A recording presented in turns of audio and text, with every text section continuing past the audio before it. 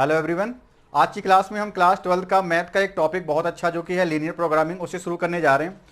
तो linear programming जो कि आपकी क्लास 12 में कुछ इसका पोर्शन हटा भी दिया गया, रिड्यूस सिलेबस के अकॉर्डिंग बात करें तो इस बार आपको अनबाउंडेड सोल्यूशन नहीं पढ़ना होगा, बाउंडेड सोल्यूशन पर ही काम करना होगा। तो देखेंगे हम लोग क्या चीज़ें वो होती हैं, बट हम लोग इसको स्टार्ट बिल्कुल बेसिक से करेंगे। क्लास 11 का भी आपको इसमें थोड़ा सा इंट्रोडक्शन देंगे कि आप कैसे इनइक्वालिटी के ग्राफ खींचते हो। तो ग्राफ आपने 11th में अगर नहीं सीखे हैं तो हम लोग बेसिक से ही स्टार्ट करने जा रहे हैं। तो सबसे मैंने बेसिक सा क्वेश्चन ले रखा है कि हमें ड्रॉ करना है graph of 2x plus 3y is greater than और इक्वल टू 6। पहले मैं इनइक्वालिटी को इक्वलिटी में चेंज कर रहा हूं। मैं इसकी इक्वेशन ऐसे लिखूंगा 2x plus 3y equal to 6 की वो हमें फाइंड आउट करनी है। जब x इक्वल टू आपने 0 बनाया तो आपका इक्वेशन बना 3y इक्वल टू 6, तो y इक्वल टू कितना आएगा, 2 आ जाएगा। और जब आप y इक्वल टू 0 रख रहे हो तो x इक्वल टू कितना आ जाएगा, 3 आ जाएगा। इस तरह से आपके दो पॉइंट्स आ गए हैं 0,2 एंड 3,0। ठीक है, अब इन्हीं पॉइंट्स को हमें अपने एक्सिस पर ड्रॉ करना होगा। तो आप कोऑर्डिनेट एक्सिस को भी जानते होगे, ये मैं मान के चल रहा हूं। और ग्राफ आपको रफली ड्रॉ करना है। ठीक है, तो पहला पॉइंट हमारा क्या है, 0,2। दूसरा पॉइंट अगर b बोले तो वो हमारा है 3,0। तो पहला पॉइंट अगर 0,2 ले रहे हो तो एक्स एक्सिस पर 1 यूनिट 2 यूनिट सपोज करो ये है, और x पर आपको 0 चलना है, y पर आपको 2 चलना है। तो x पे चलना ही नहीं, y पे 2 यूनिट 1 2 इधर मान लो, तो आपका पहला पॉइंट इधर आ जाएगा a। बाद में 3,0 अगर ट्रेस करना है तो 3,0 x पे 3 यूनिट चलो, y पे नहीं जिस बार चलना है, तो आपका ये हो गया 3,0। इन दोनों को ज्वाइन कर दीजिए और ये आपकी एक लाइन आ चुकी है। जब आप इक्वल लेकर के ग्राफ ड्रॉ करोगे तो ये आपका इस तरह से कुछ ग्राफ बन रहा होगा। ठीक है, ये जो ग्राफ हमने खींचा है वो आपकी लाइन है 2x plus 3y equal to 6 का। ये ग्राफ तो हमने खींच लिया, लेकिन ये हमें 11 के हिसाब से बात करें तो हमें ग्राफ तो इसका खींचना था, यानी कि ग्रेटर देन या लेस देन लगा होगा उसका ग्राफ खींचना है। अब इसका मतलब क्या है कि हमने अभी जो ग्राफ खींचा है वो केवल इस लाइन पर जितने पॉइंट्स हैं उसके सोल्यूशन को रिप्रेजेंट करता है। आपकी लाइन है 2x plus 3y equal to 6, लेकिन हमें जो ग्राफ खींचना है वो 2x plus 3y greater than का खींचना है, यानी कि x y की ऐसी वैल्यू जिसके लिए ये स्टेटमेंट ट्रू निकले।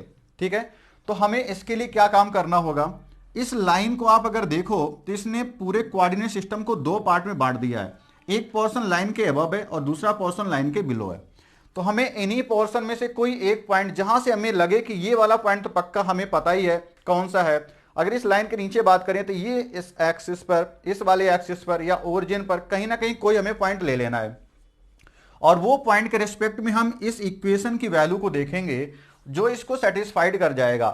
आप एक्स वाई की कुछ वैल्यू रखोगे, ग्रेटर देन और इक्वल टू 6 आ जाए तो उसको सेटिस्फाइड करेगा। तो हमें देख रहा है यहाँ पे कि जो लाइन है वो ये है, उसके नीचे एक पॉइंट है ओरिजिन जिसे 0,0 बोलते हैं। तो इस लाइन के रिस्पेक्ट में हम ओरिजिन की पोजीशन चेक करने जा रहे हैं कि वो लाइन के किस हिसाब से उसका बिहेवियर होगा। तो पोजीशन ऑफ ओरिजिन को चेक जब करोगे तो आपको जो इनइक्वालिटी दी गई उस पर चेक करना होगा। इनइक्वालिटी हमारी है 2x plus 3y greater than और इक्वल टू 6। अब हम ओरिजिन यानी 0 0 x की वैल्यू 0 y की वैल्यू 0 यहां पे रखोगे तो 2 इंटू 0 0 मिल जाएगा, प्लस 3 इंटू 0 0 मिल जाएगा, ग्रेटर देन और इक्वल टू 6। आपने इसे सॉल्व किया तो 0 ग्रेटर देन और इक्वल टू 6। आपको जो स्टेटमेंट आ रहा है आप इसको सही से समझो।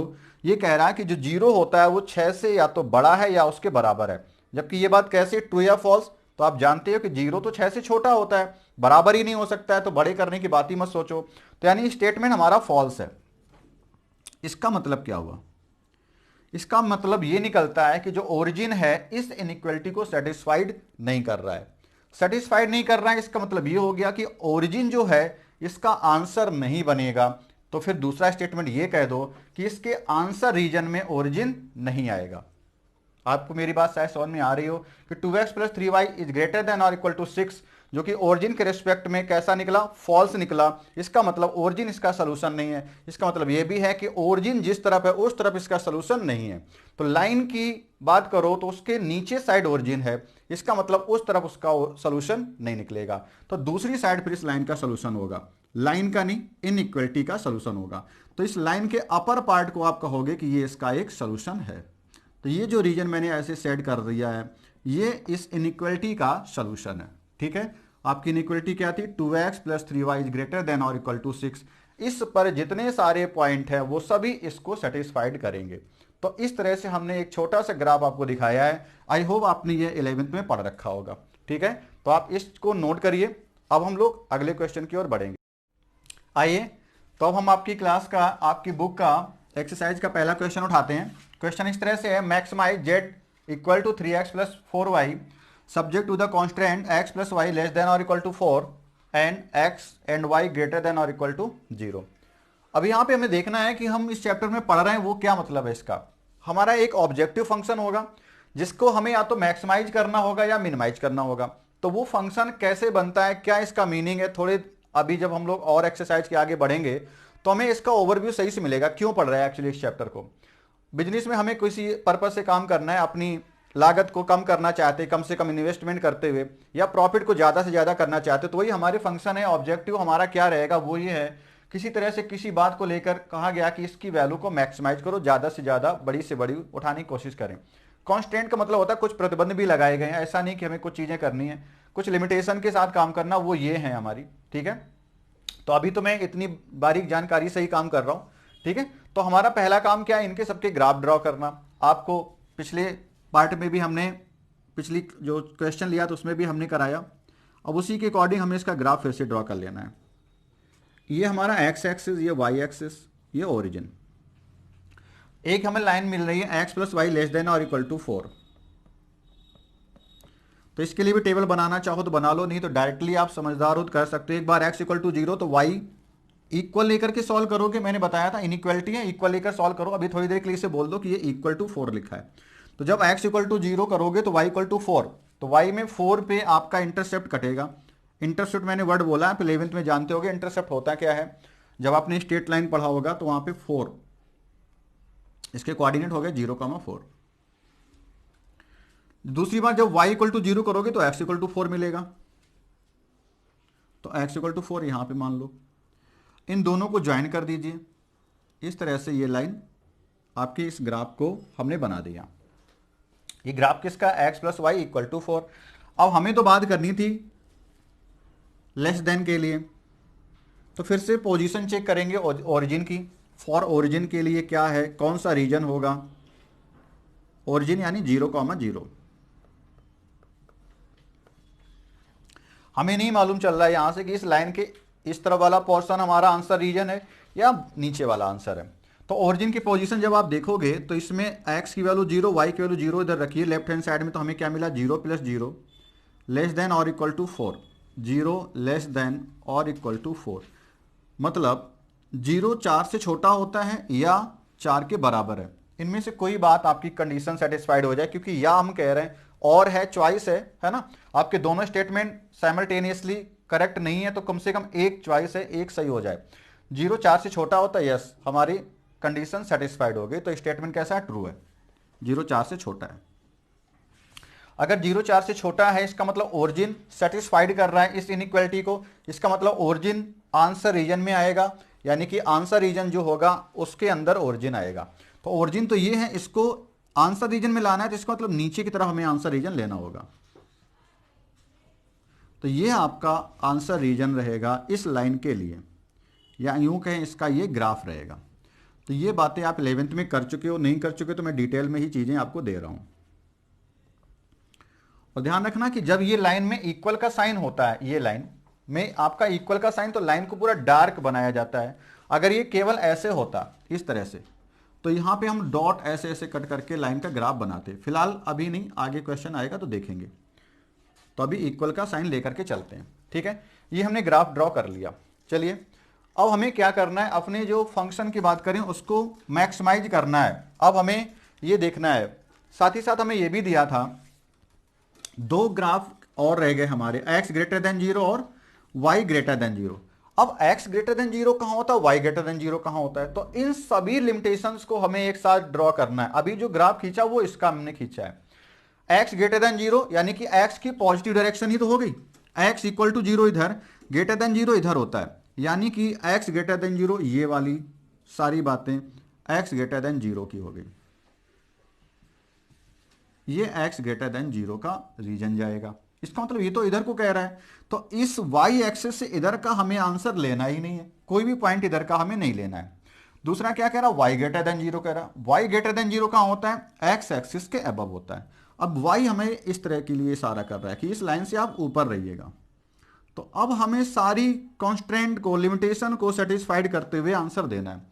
तो अगर सबका हम कंबाइन आंसर दें, इस लाइन के नीचे, इस x एक्सिस के ऊपर, y एक्सिस के इधर, तो इनका सबका कॉमन जो रीजन है ये हमारा ट्रायंगल हो गया। ये हमारा रिक्वायर्ड ग्राफ बनेगा सबको अगर सेटिस्फाइड कराओगे तो।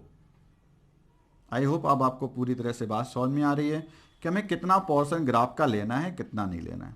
ठीक है, अब जो ट्रायंगल बना है यही हमारा सभी कॉन्स्ट्रेंट को सेटिस्फाइड करने वाला पार्ट है, यही हमारा शेडेड रीजन हमारा आंसर है।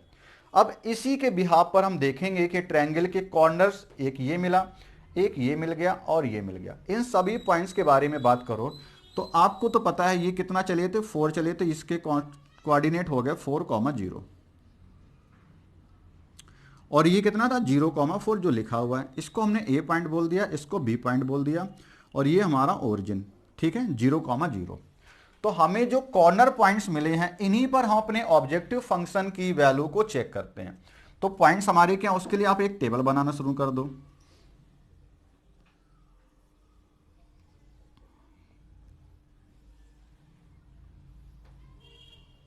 इधर हमने पॉइंट्स लिखे, कहां पर पॉइंट्स लिखे, कॉर्नर पॉइंट्स पर लिख रहे हैं।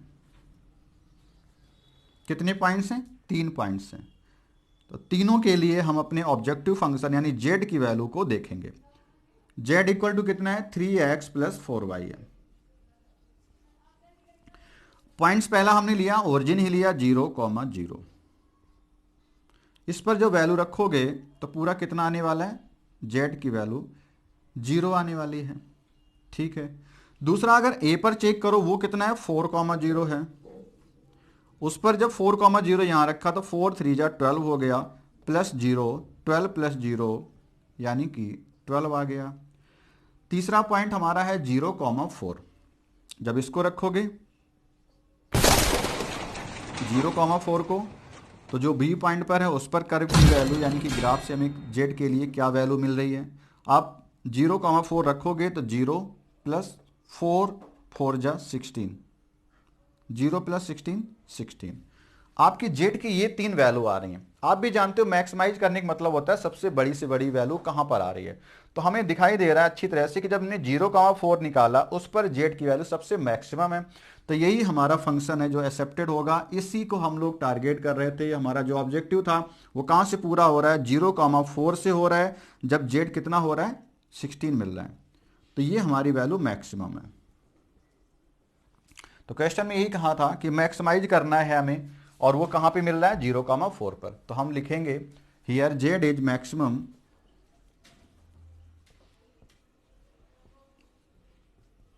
और कितना है वो भी लिख दो, इक्वल टू 16 एट किस पॉइंट पर है 0,4। तो ये हमारा काम यहां से खत्म हो गया। ठीक है, आई होप आपको ये बात समझ में आ रही होगी। तो हम लोग अगले क्वेश्चन की ओर बढ़े। तो हम आपके सामने दूसरा क्वेश्चन लाए हैं। दूसरे क्वेश्चन में हमें क्या करना है, मिनिमाइज करना है। जेड इक्वल टू हमें दिया है -3x plus 4y subject to, और कांस्टेंट हमें ये दिए गए। पहला दिया है x plus 2y less than और equal to 8, 3x plus 2y is less than और equal to 12 and x and y where greater than और इक्वल टू 0। तो पहले हमें जो ग्राफ ड्रा करना है वो हमारा है x plus 2y less than और इक्वल टू 8 का। ठीक है, तो मैं इसको डायरेक्टली या तो टेबल बना के आपको बारीक से समझाऊं, चूंकि आप पढ़ के आए हो तो जरूरत आई थिंक नहीं है, तो मैं इसका डायरेक्टली ही करना चाहूंगा। देखो मैं क्या कह रहा हूं, ये आपके coordinate axis, x axis, y axis और ओरिजिन ये जानते हो। मैंने जब x 0 रखा तो मुझे क्या मिला, 2y equal to 8, y equal to 4 मिल गया। y की वैल्यू 4, सपोज करो ये y इक्वल टू 4 है। जब y 0 किया तो x इक्वल टू 8 मिला, y 4 x equal to 8 approx इधर से कहीं से कट होगा और इनको ज्वाइन कर दीजिए। ये आपकी पहली लाइन आ चुकी है। जो हमने ग्राफ खींचा हुआ है x plus 2y equal to 8 का।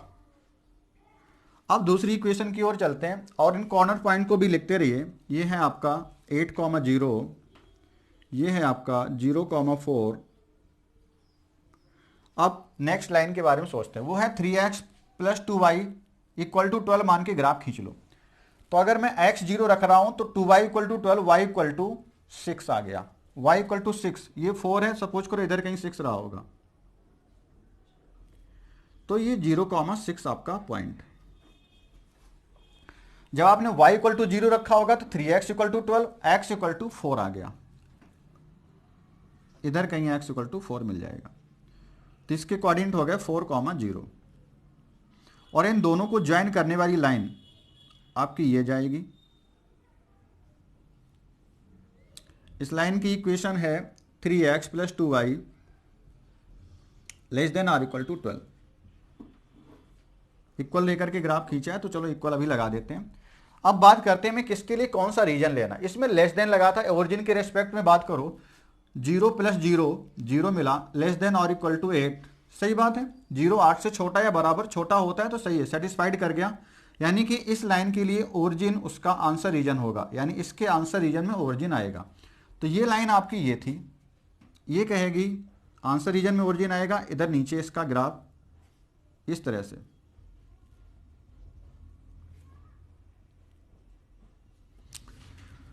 नेक्स्ट हमें दी गई है 3x प्लस 2y और लेस देन 12। इसके लिए बात करें 0 प्लस 0 0 लेस देन 12, सही है। 0 छोटा होता है 12 से, तो आप इसके लिए भी कहो कि ये इसका आंसर रीजन ऐसे।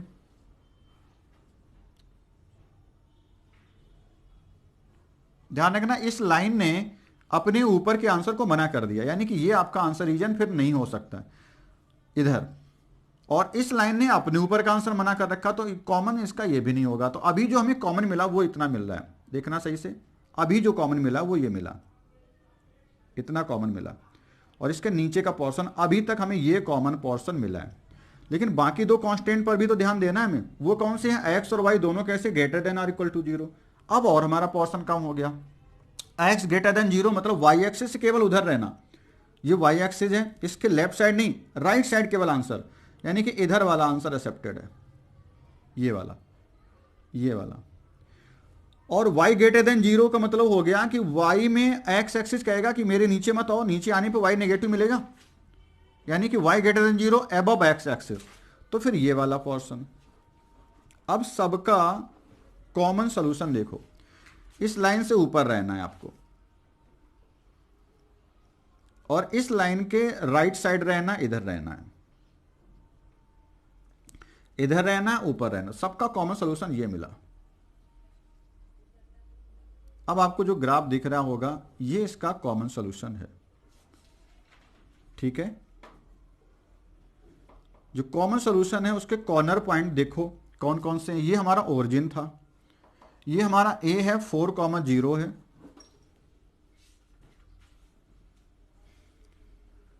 ये हमारा इंटरसेक्शन पॉइंट दोनों लाइन का जो हमें निकालना पड़ेगा, और ये पॉइंट है 0,4। तो हमें टेबल के हिसाब से कुछ पॉइंट तो मिल गए हैं। ये अगर हमारी टेबल है, हमें बात करनी पड़ेगी इन्हीं कॉर्नर पॉइंट्स पर। एक अभी कॉर्नर पॉइंट हमारा इंटरसेक्शन पॉइंट से निकल के आएगा, वो निकालना है।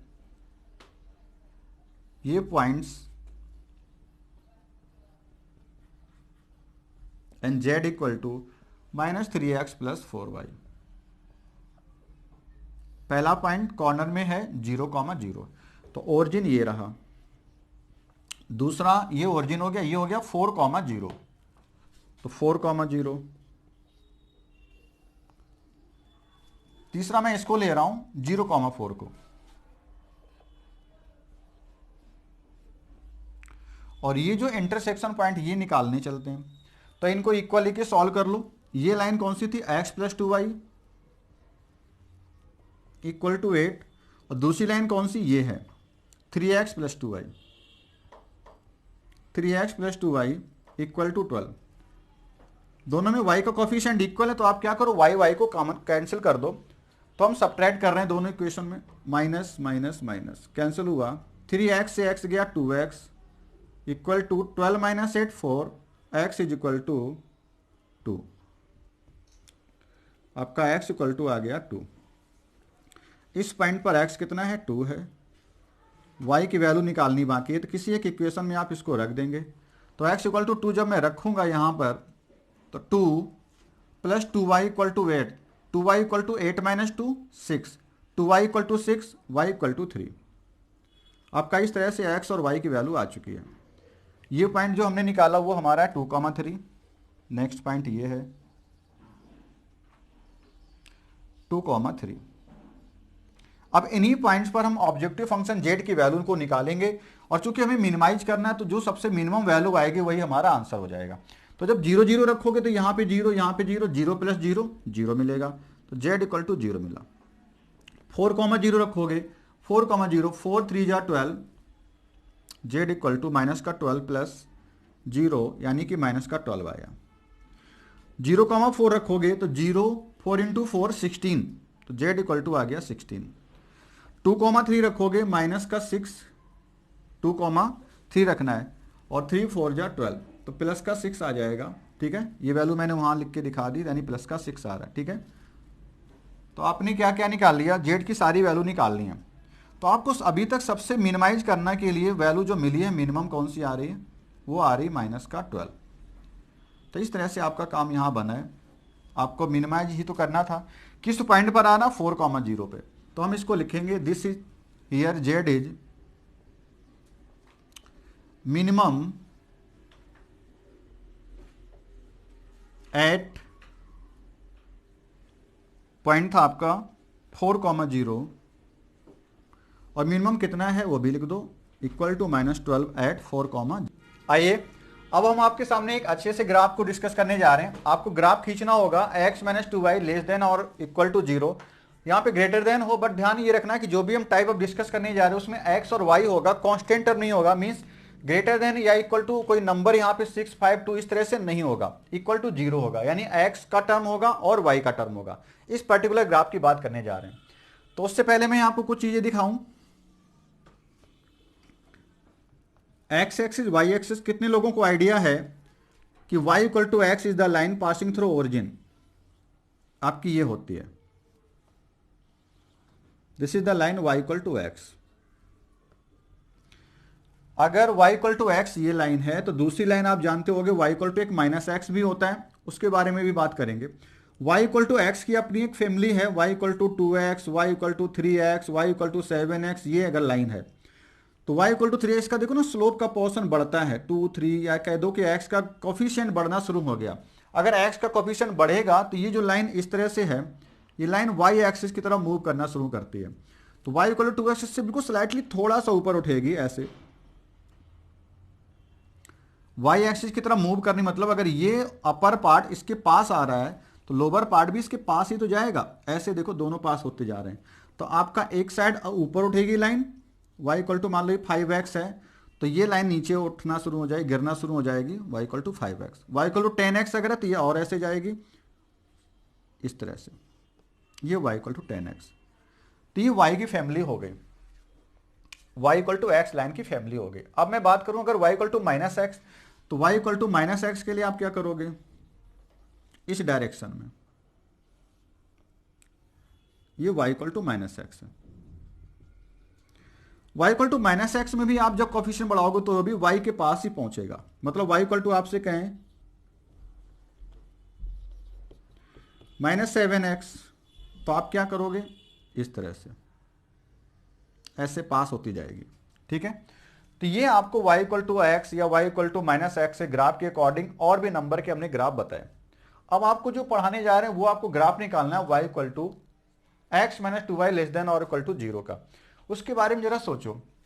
हम जब भी ग्राफ खींचना बताते हैं आपको तो आपसे कहते हैं कि x - 2y को आप क्या करो, इक्वल टू 0 मान के चलो। आप 2y को इधर कर दो तो 2y इक्वल टू एक्स आएगा, या y इक्वल टू 1/2x आएगा। आपका जो लाइन का फॉर्म है वो एक्स के साथ जो बैठने वाला कॉफिशिएंट वो पॉजिटिव ही है, तो पॉजिटिव है तो लाइन तो फिर ऐसी ही जाएगी, इस हिसाब से जाएगी, ठीक है। यानी कि y इक्वल टू एक्स के आसपास ही रहेगी, और कॉफिशिएंट चूंकि y इक्वल टू एक्स का 1 है, और अब कितना है y इक्वल टू 1/2x है, तो अब line y equal to x वाली लाइन से थोड़ा नीचे रहेगी, यानी कि इस तरह से कहीं से जा रही होगी। ये इसका ग्राफ हो गया, और इस तरफ ऊपर रहेगी, तो ये आपकी लाइन होगी y इक्वल टू 1/2x, जो हमने ग्राफ इसका खींचा। अब इसके ग्राफ को मैं साफ सुथरा रंग से दिखा रहा हूं, आप उसी को मान के चलो।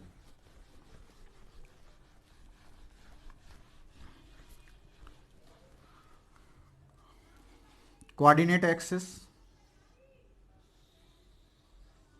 और लाइन आपकी y इक्वल टू 1/2x, इसको y इक्वल टू एक्स जैसा मान लो, क्योंकि हमें नहीं फर्क पड़ता, जब कंपेयर करना होगा तब तो ठीक है। यहां पे हमें इस तरह से कुछ नहीं देखना है।